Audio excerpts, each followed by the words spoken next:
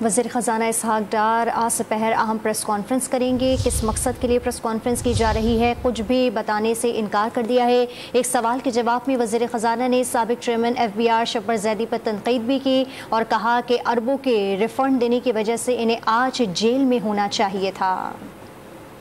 سر یہ جو 4 بجے 10 منٹ میں 4 بجے 10 منٹ میں 4 بجے جو موجودہ صورت 4 بجے 10 منٹ 2 گھنٹے میں کچھ نہیں ہوگا 4 بجے 10 منٹ 4 بجے 10 منٹ 4 بجے 10 منٹ پہ 4 بجے 10 منٹ پہ 4 بجے 10 منٹ پہ استعفیٰ دینے جا رہے ہیں۔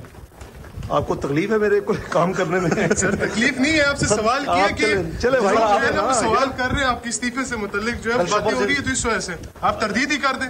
آپ 4 بجے 10 منٹ میں تشریف لائیں پھر بات ہو۔